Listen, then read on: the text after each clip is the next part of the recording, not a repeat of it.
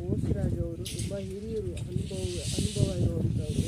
ನಮ್ಮ ಜಿಲ್ಲೆಯಲ್ಲಿ ಎಲ್ಲೆಲ್ಲಿ ಬರಗಾಲದಿಂದ ತತ್ತರಿಸಿದೆ, ನೀರಿನ ಅಭಾವವನ್ನು ಎದುರಿಸ್ತಾ ಇದ್ದಾರೆ ಅಂತ ಜಾಗದಲ್ಲಿ ವಿಶೇಷವಾಗಿರುವಂಥ ಒಂದು ಪ್ಯಾಕೇಜ್ ಅಂತ ಕೊಟ್ಟು ಒಂದು 15 ಫಲಾನುಭವಿಗಳನ್ನ ಗುರುತಿಸಿ ನಾನು ಅಂಥವರಿಗೆ ಬೋರ್ವೆಲ್ಲನ್ನು ಕೊಡಿಸೋವಂಥದ್ದು ಮಾಡ್ತೀನಿ ಅಂತ ಹೇಳಿ 2 ತಿಂಗಳಿಂದ ಈ ಪ್ರಕ್ರಿಯೆಯನ್ನು ಅವ್ರು ಶುರು ಮಾಡಿದ್ದು. 2 ತಿಂಗಳಾಯಿತು. 2 ತಿಂಗಳಲ್ಲಿ ಬೋರ್ವೆಲ್ಲು ಕೊಡಿಸಿ ಮತ್ತು ಅವರಿಗೆ ಪಂಪು, ಮೋಟ್ರು, ಮೆಟೀರಿಯಲ್ ಕೊಡಿಸೋವಂಥ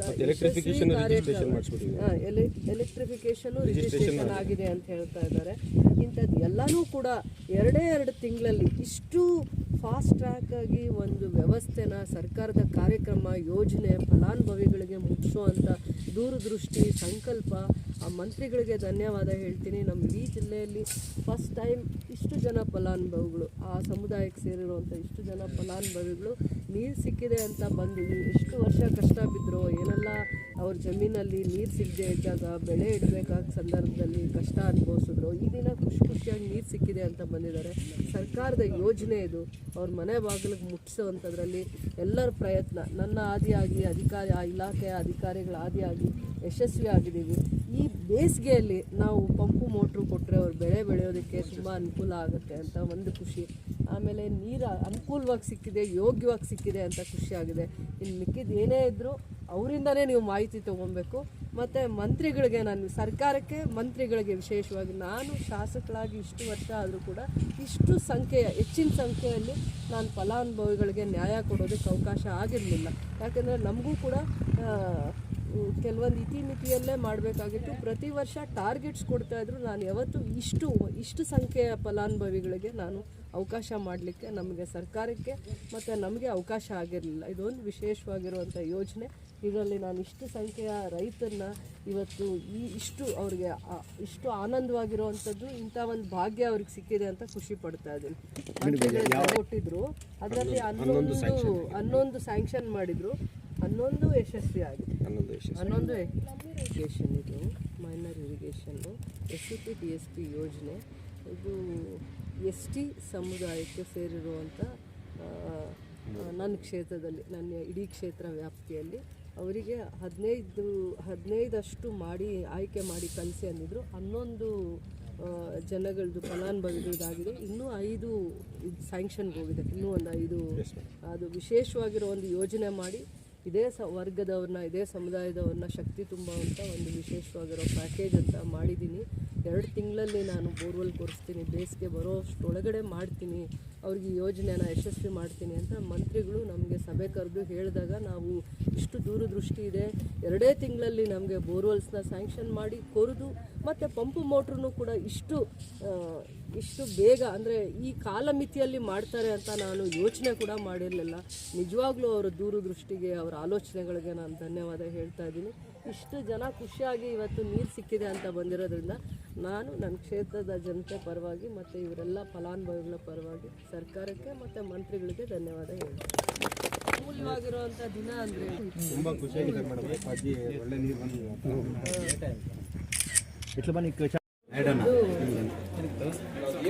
ಮಂತ್ರಿಗಳು, ಉಸ್ತುವಾರಿ ಮಂತ್ರಿಗಳು ಯಾವ ರೀತಿ ಮಾತು ಕೊಟ್ಟಿದ್ರು, ಸೋಮವಾರ ಮೀಟಿಂಗ್ ಕರೆದ್ರು 2 ಗಂಟೆ ಮಧ್ಯ. ಇಂಟಿಗ್ರೇಟೆಡ್ ಟೌನ್ಶಿಪ್ಗೆ ಏನೆಲ್ಲ ಪ್ರೊಸೀಜರ್ಸ್ ಇದೆ, ಗೈಡ್ಲೈನ್ಸ್ ಇದೆ ಅಂತ ಎಲ್ಲ ಮಾಹಿತಿ ತಿಳಿಸಿದ್ರು. ಅದ್ರ ಜೊತೆಯಲ್ಲಿ ಅದನ್ನು PPP ಮಾಡಲಲ್ಲಿ ಹೇಗೆ ಮಾಡಬೇಕು ಏನು ಅಂತಂದ್ಬಿಟ್ಟು, ಯಾಕಂದರೆ ಇಡೀ ರಾಜ್ಯದಲ್ಲಿ ಇದೇ ಮೊದಲನೇ ಬಾರಿಗೆ. ಆಮೇಲೆ ನಗರಾಭಿವೃದ್ಧಿಯಿಂದ ಇದಕ್ಕೆ ಮುಂಚೆ ಇಂಟಿಗ್ರೇಟೆಡ್ ಟೌನ್ಶಿಪ್ಪು, ಮಾಡೆಲ್ ಟೌನ್ಶಿಪ್ಸ್ನ ಮಾಡಿದ್ದಾರೆ. ಆದರೆ ನಗರಾಭಿವೃದ್ಧಿಯಿಂದ ಮಾಡ್ತಾ ಇರೋದು ಇದೇ ಮೊದಲನೇ ಬಾರಿಗೆ. ಅದಾದಮೇಲೆ ಏನು ಇಂಟಿಗ್ರೇಟೆಡ್ ಟೌನ್ಶಿಪ್ ಅಂದರೆ, ನಮಗೀಗ 300 acres ಜಾಗ ಇದೆ, 294 ಎಕರೆ ನಾವು ಕೊಟ್ಟಿದ್ದೀವಿ ಇಂಟಿಗ್ರೇಟೆಡ್ ಟೌನ್ಶಿಪ್ಗೆ. ಅದರಲ್ಲಿ 50% ಕಮರ್ಷಿಯಲ್ ಪರ್ಪಸ್ಗಿಡಬೇಕು, 20% ರೋಡ್ಸ್ಗಿಡಬೇಕು, 10% ಪಾರ್ಕ್ಸ್ಗಿಡಬೇಕು, ಇನ್ನೊಂದು 15% ರೆಸಿಡೆನ್ಷಿಯಲ್ ಏರಿಯಾಗಿಡಬೇಕು, ಇನ್ನೊಂದು 5% ಏನಂತ ಅದರಲ್ಲಿತ್ತು, ನಾನು ಸರಿಯಾಗಿ ನನಗೆ ಅದರದ್ದು ಜ್ಞಾಪಕ ಬರ್ತಾಯಿಲ್ಲ. 20% ರೋಡ್ಸ್ ಯಾಕೆ ಅಂತಂದರೆ ಅದು 100 feet ರೋಡ್ಸ್ ಕೊಡ್ತಾರೆ. ಆಮೇಲೆ ಹಂಗಂತ ಆ ಮಾನದಂಡ ಫಾಲೋ ಮಾಡಿದಾಗ 150 acresಲ್ಲಿ IT ಪಾರ್ಕು, ಸಾಫ್ಟ್ವೇರ್ ಪಾರ್ಕು ಮತ್ತು ಎನಿ ಕಂಪನೀಸು ಇವರು PPP ಮಾಡೆಲಲ್ಲಿ ಮಾಡುವಾಗ ಅವರಾದರೂ ಕರ್ಕೊಂಡು ಬರ್ತಾರೆ, ಅಥವಾ ಇವರು ಆ ರೀತಿ ಹೈವೇ, ನ್ಯಾಷನಲ್ ಹೈವೇಗೆ ಕನೆಕ್ಟಿಂಗ್ ರೋಡ್ ಒಂದು ಮಾಡಿ, ಒಂದು 2 ಕಿಲೋಮೀಟರ್ಸ್ ಅಥವಾ 1.5 ಕಿಲೋಮೀಟ್ರಲ್ಲಿ ಕನೆಕ್ಟ್ ಆಗೋಂಗೆ, ನಮ್ದು ಎಲ್ಲಿ ಟೋಲ್ ಬರುತ್ತೆ ಆದರೆ ಆ ಕಡೆ ಮುಂದೆ ಕನೆಕ್ಟ್ ಆಗೋಂಗೆ ಒಂದು 1 ಕಿಲೋಮೀಟ್ರು 1.5 ಕಿಲೋಮೀಟ್ರಲ್ಲಿ ಕನೆಕ್ಟ್ ಆಗೋ ಥರ ಕನೆಕ್ಟಿಂಗ್ ರೋಡು ಮಾಡೋದ್ರಿಂದ 150ರಿಂದ 160 ಎಕರೆ ಜಾಗನ IT, ಸಾಫ್ಟ್ವೇರು ಕಂಪನೀಸ್ ಯಾರೇ ಬಂದರೂ ಕೂಡ ಅವರಿಗೆ ಅಂತಂದ್ಬಿಟ್ಟು ಅದನ್ನು ಒಂದು ಕಮರ್ಷಿಯಲ್ ಹಬ್ ಆಗಿ, ಎಕನಾಮಿಕಲ್ ಹಬ್ ಆಗಿ, ಎಂಪ್ಲಾಯ್ಮೆಂಟ್ ಆಪರ್ಚುನಿಟೀಸ್ ಹಬ್ ಆಗಿ ಅದನ್ನು ಡೆವಲಪ್ ಮಾಡ್ತಾರೆ 294 ಎಕರ್ಸಲ್ಲಿ. ಅದಾದಮೇಲೆ 10 ಎಕರ್ಸ್ ಹೇಗೂ IT ಪಾರ್ಕು, ಸಾಫ್ಟ್ವೇರ್ ಪಾರ್ಕು ಮತ್ತು ಎಜುಕೇಟೆಡ್ ಎಂಪ್ಲಾಯೀಸ್ಗೆ ಎಂಪ್ಲಾಯ್ಮೆಂಟ್ ಆಪರ್ಚುನಿಟಿ ಕೊಡೋ ಒಂದು ಉದ್ದೇಶ ಇರೋದ್ರಿಂದ ಪಾರ್ಕ್ಸ್ 10 ಎಕರ್ಸಲ್ಲಿ ಮಾಡ್ತಾರೆ. ಮತ್ತು ಕನೆಕ್ಟಿಂಗ್ ರೋಡ್ಸು ಎಲ್ಲ ಬೇಕಾಗುತ್ತೆ. ನೆಕ್ಸ್ಟ್ ಬೆಂಗಳೂರು ಆದಮೇಲೆ ಇದು ಒಂದೇ ನಮಗೆ ಬ್ಯಾಂಗ್ಳೂರು ಔಟ್ಸ್ಕರ್ಟ್ಸಲ್ಲಿ ಸಿಗೋವಂಥ ಇಂಟಿಗ್ರೇಟೆಡ್ ಟೌನ್ಶಿಪ್ ಅಂದ್ಬಿಟ್ಟು ಹೊಸ ಒಂದು ಮಾಡೆಲ್, ಇದಕ್ಕೆ ಆದದ್ದು ಒಂದು ರೂಪುರೇಷ ಕೊಡಬೇಕು ಅಂದ್ಬಿಟ್ಟು, ಹೊಸ ಮಾದರಿಯಲ್ಲಿ ಕೊಡಬೇಕು ಅಂತ ಅಂದ್ಬಿಟ್ಟು ಹಿಂದೆ ನಮ್ಗೆ ಹೇಳೋವಾಗ ಬೆಂಗಳೂರಲ್ಲಿ ಎಲ್ಸಿಟಾ ಅಂತ ಎಲೆಕ್ಟ್ರಾನಿಕ್ ಸಿಟಿ ಅಂತ ಇದೆ, ಅದಕ್ಕೆ ನಾವು ಇಷ್ಟು ಎಕರೆ ಜಾಗದಲ್ಲಿ ಇಷ್ಟೆಲ್ಲ ನಾವು ಡೆವಲಪ್ ಮಾಡಿರೋದ್ರಿಂದ ಪ್ರತಿ ವರ್ಷ 2,000 ಕೋಟಿ ಸರ್ಕಾರಕ್ಕೆ ಆದಾಯ ಬರ್ತಾ ಇದೆ ಅಂತಂದ್ಬಿಟ್ಟು ಮಾಹಿತಿ ಕೊಟ್ಟರು. ಅದಾದಮೇಲೆ ಇದಕ್ಕಿಂತ ಇನ್ನೂ ಒಂದು ಹಿಂದೆ ಹೇಳ್ತಾ ಇದ್ದಿದ್ದು ಡೆಲ್ಲಿಯಲ್ಲಿ ನೋಯ್ಡಾ ಸಿಟಿ ಅಂತ ಮಾಡಿದ್ದೀವಿ, ಏರ್ಪೋರ್ಟಿಂದ ಇಷ್ಟು ಕಿಲೋಮೀಟರ್ಸಲ್ಲಿದೆ, ಅಲ್ಲಿ ಇಂಥ ಕಂಪನೀಸ್ ಇದ್ದಾವೆ, ಇಂಥ ಕಂಪನೀಸೇ ಎಮರ್ಜ್ ಆಗಿದ್ದಾವೆ ಅಂತ ಅಂದ್ಬಿಟ್ಟು ಅದಾದಮೇಲೆ ಒಂದು ಸರ್ವೆ ಮಾಡಿದ್ದಾರೆ ಒಂದು DC ಕಡೆಯಿಂದ ಮತ್ತು ಅವ್ರ ಡಿಪಾರ್ಟ್ಮೆಂಟ್ ಕಡೆಯಿಂದನೂ, ಇಲ್ಲಿ ಯಾವ ಥರ ಕಂಪನೀಸ್ ಬರಲಿಕ್ಕೆ ಸ್ಕೋಪ್ ಇದೆ, ಏನು ಚೆನ್ನಾಗಿ ಕನೆಕ್ಟಿಂಗ್ ರೋಡ್ ಇರೋದ್ರಿಂದ, ಚೆನ್ನಾಗಿ ಪೋರ್ಟ್ಗೆ ಹತ್ರ ಇರೋದ್ರಿಂದ, ಏರ್ಪೋರ್ಟ್ಗೆ ಈ ಡಿಸ್ಟೆನ್ಸಿಂದ ಕುಪ್ಪಮ್ಗೆ ಅಂದರೆ 2-3 ಸ್ಟೇಟ್ಗೆ ಇಂಟರ್ ಕನೆಕ್ಟಿವಿಟಿ ಇರೋದ್ರಿಂದ ಯಾವ ಕಂಪನೀಸ್ ನಾಳೆ ಎಮರ್ಜ್ ಆಗುತ್ತೆ ಅನ್ನೋದರ 2 ಇಯರ್ಸ್ 3 ಇಯರ್ಸ್ 5 ಇಯರ್ಸ್ ಒಳಗಡೆ ಯಾವ ಕಂಪನೀಸ್ಗೆ ಜಾಸ್ತಿ ಸ್ಕೋಪ್ ಬರುತ್ತೆ. ಮತ್ತು ಇಲ್ಲಿ ಆಲ್ರೆಡಿ ಹಿಂದೆ KGF ಅಲ್ಲಿ ಒಂದು ಪಬ್ಲಿಕ್ ಸೆಕ್ಟರ್ ಇದ್ದಿದ್ದು, BML ಇತ್ತು, ಡಿಫೆನ್ಸ್ ಎಕ್ವಿಪ್ಮೆಂಟ್ ಆಗ್ತಿತ್ತು, ರೈಲ್ ಕೋಚ್ ಆಗ್ತಾ ಇತ್ತು, ಅದರ ಪಕ್ಕದಲ್ಲಿ ಇದು ಆಗ್ತಿದೆ, ಏನು 1 or 2 ಕಿಲೋಮೀಟರ್ಸ್ ಡಿಸ್ಟೆನ್ಸಲ್ಲೇ ಇದು ಆಗ್ತಾ ಇದೆ. ಇಂಥದ್ದು ಎಲ್ಲನೂ ಪಾಸಿಟಿವ್ ಇದರಿಂದ ಯೋಚನೆ ಮಾಡಿದ್ದಾರೆ. ಇಲ್ಲಿ KGF ಅಲ್ಲಿ ಎಸ್ಪೆಷಲಿ ಬೇರೆ ಕಡೆ ಯೋಚನೆ ಮಾಡಿದ್ರೆ ಅವರಿಗೆ ಕಷ್ಟ ಆಗ್ತಾ ಇತ್ತು. ಇಲ್ಲಿ educated skilled labour unskilled labour ಅಲ್ಲ, ಸ್ಕಿಲ್ಡ್ ಲೇಬರ್ ಇರ್ತಾರೆ.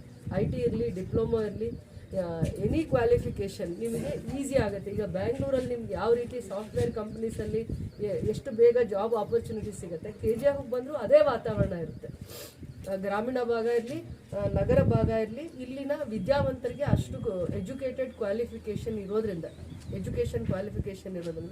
ಈ ಒಂದು ಕನ್ಸರ್ನಿಂದ ಇಲ್ಲಿಗೆ ಯಾವ ಥರ ಕಂಪನೀಸ್ನ ನಾವು ನಾವೇ ಪ್ರಪೋಸ್ ಮಾಡ್ಬೋದು ಅನ್ನೋವಂಥದ್ದು ಒಂದು PPP ಮಾಡೆಲ್ನ ಒಂದು ಪ್ರಾಜೆಕ್ಟ್ ಅದು. ಸೊ ಅವರು ಒಂದು 10 ಮಂತ್ಸ್ ಒಳಗಡೆ, 10 to 12 ಮಂತ್ಸ್ ಒಳಗಡೆ ಈ ಪ್ರಾಜೆಕ್ಟ್ನ ಇಂಪ್ಲಿಮೆಂಟ್ ಮಾಡಬೇಕು. ಅದಕ್ಕೆ ನಮ್ಮಲ್ಲಿ ಮೀಟಿಂಗ್ ಕರೆದಾಗ 20 crores ಫೆನ್ಸಿಂಗ್ಗೆ, ರೋಡ್ಸ್ಗೆ, ಅದಾದಮೇಲೆ ಇಂಥದಕ್ಕೆಲ್ಲನೂ ಗ್ರ್ಯಾಂಟ್ನ ಇಟ್ಟರು ಮೊನ್ನೆನೇ. ಅದಾದಮೇಲೆ ರೋಡ್ಗೂ ಕೂಡ 2 ಥರ ರೋಡು, ಕನೆಕ್ಟಿಂಗ್ ರೋಡ್ ಬೇಕು. ಒಂದು ಚೆನ್ನೈ ಎಕ್ಸ್ಪ್ರೆಸ್ ಹೈವೇ ಟೋಲ್ಗೆ ಕನೆಕ್ಟ್ ಆಗೋ ಥರ, ಇನ್ನೂ ಒಂದು ಟೌನ್ಗೆ ಕನೆಕ್ಟ್ ಆಗೋ ಥರ, ಒಂದು ರೋಡು ಒಳಗಡೆ ಬರೋದು, ಇನ್ನೊಂದು ರೋಡ್ ಆಚೆ ಬರೋ ಥರ, ಇಂಥದ್ದೆಲ್ಲ ಪ್ರಾಜೆಕ್ಟ್ ಬಗ್ಗೆನೂ ಹೆಲ್ದಿಯಾಗಿ ಡಿಸ್ಕಸ್ ಮಾಡಿದ್ದಾರೆ. ಬರೀ KGF ಕ್ಷೇತ್ರನೇ ಅಲ್ಲ, ಬಂಗಾರಪೇಟೆ ಕ್ಷೇತ್ರ, KGF ಕ್ಷೇತ್ರ, ಎರಡೂ ಕ್ಷೇತ್ರಕ್ಕೆ ಅನುಕೂಲ ಆಗಬೇಕು. ಅಲ್ಲಿನ ವಿದ್ಯಾವಂತರಿಗೆ ಒಂದು ಕೈ ಹಿಡಿಯೋ ಅಂಥದ್ದು, ಮತ್ತು ಸಾವಿರಾರು ಸಂಖ್ಯೆಯಲ್ಲಿ ಕೆಲಸ ಸಿಗುತ್ತೆ ಈ ಜಾಗಗಳಲ್ಲಿ ಕಂಪನೀಸ್ ಬಂದಾಗ. ನಾವು ಕೂಡ ನೋಡ್ತಾ ಇದ್ದೀವಿ, ಹೆಬ್ಬಾಳ ಹತ್ರ ಒಂದು ಮಾನ್ಯತಾ ಟೆಕ್ ಪಾರ್ಕ್ ಇದೆ, ಆ ಥರ ನೋಡ್ಕೊಂಡು ಬನ್ನಿ. ಇನ್ನೂ ಕೆಲವೊಂದು ಜಾಗದಲ್ಲಿ ಅದು ಬ್ಯಾಂಗ್ಳೂರು ಔಟ್ಸ್ಕರ್ಟ್ಸಲ್ಲೇ ಇದ್ದಾವೆ, ಬ್ಯಾಂಗ್ಳೂರು ಸೆಂಟರಲ್ಲಿ ಎಲ್ಲೂ ಇಲ್ಲ.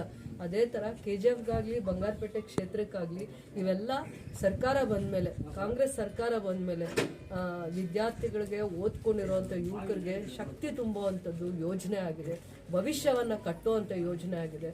ಭವಿಷ್ಯದಲ್ಲಿ ಇವರಿಗೆ ಯಾವುದೋ ಒಂದು ರೀತಿ ಉದ್ಯೋಗ ಸಿಕ್ಕಿ ಅವರಿಗೆ ಅವ್ರ ಕನಸು ಏನಿತ್ತು, ಬೆಂಗಳೂರಿಗೆ ಹೋಗಬೇಕು, ಚೆನ್ನೈಗೆ ಹೋಗಬೇಕು, ಬೇರೆ ಯಾವುದೋ ಸ್ಟೇಟ್ಸ್ಗೆ ಹೋಗಬೇಕು ಅನ್ನೋವಂಥ ಆಲೋಚನೆ ಇಟ್ಕೊಂಡು ಓದ್ತಾ ಇರ್ತಾರಲ್ಲ, ಅಂಥದ್ರ ಜೊತೆಗೆ ಪರ್ಯಾಯವಾಗಿ ಇದು ಅವರಿಗೆ ಆ ಒಂದು ಸ್ಟ್ಯಾಂಡರ್ಡ್ಗೆ ಉದ್ಯೋಗ ಕೊಡುವಂಥ ಮಟ್ಟಕ್ಕೆ KGF ಅಭಿವೃದ್ಧಿ ಮಾಡುವಂಥ ಒಂದು ಸಂಕಲ್ಪ ಇದಾಗಿದೆ.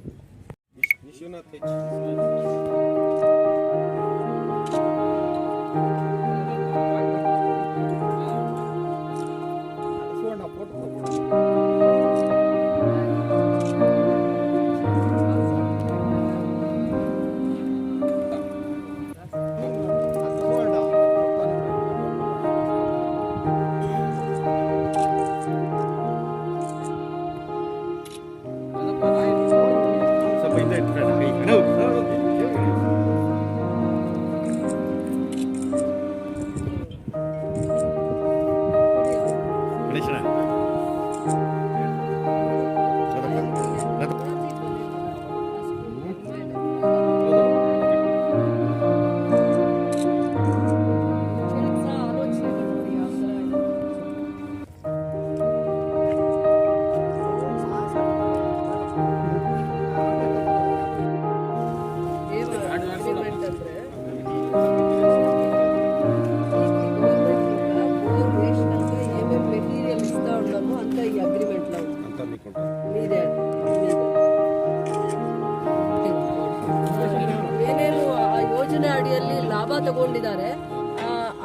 ಏನು ಬೋರ್ವೆಲ್ ಎಷ್ಟು ಖರ್ಚು ಬಂದಿದೆ, ಅದಾದ್ಮೇಲೆ ಮೆಟೀರಿಯಲ್ಸ್ ಏನು ಪಂಪು ಮೋಟ್ರು ಮತ್ತೆ ಡೆಪಾಸಿಟ್ ಕಟ್ಟೋದಿರುತ್ತಲ್ಲ, ಮತ್ತೆ ಎಲೆಕ್ಟ್ರಿಫಿಕೇಶನ್ ಇದೆಲ್ಲ ಪ್ರೊಸೀಜರ್ಸ್ ಏನೇನ್ ಮಾಡಿದೀವಿ ಅಂತ ಹೇಳಿ ಇವರು ಅಧಿಕಾರಿಯವರು ಸೈನು ಮಾಡ್ಬೇಕಾಗುತ್ತೆ. ಅಂದ್ರೆ ಫಲಾನುಭವಿ ಮತ್ತೆ ಅದಕ್ಕೆ ಸಂಬಂಧಪಟ್ಟ ಇಂಜಿನಿಯರ್ ಫಲಾನುಭವಿ ಅದನ್ನ ಒಪ್ಪಿಗೆ ಪತ್ರ ಇದೆ. ಒಪ್ಪಿಗೆ ಪತ್ರ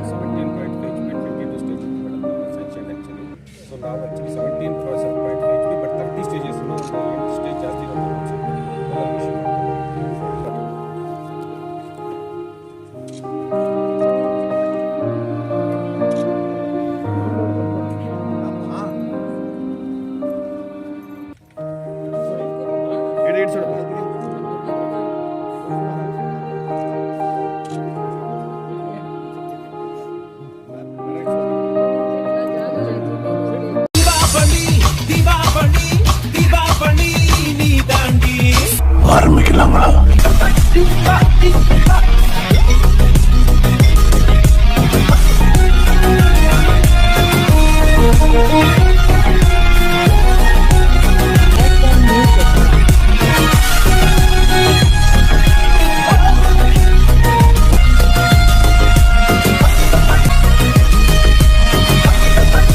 தரம் என்றும் நிரந்தரம், தரம் என்றும் நிரந்தரம், தரம் என்றும் நிரந்தரம்.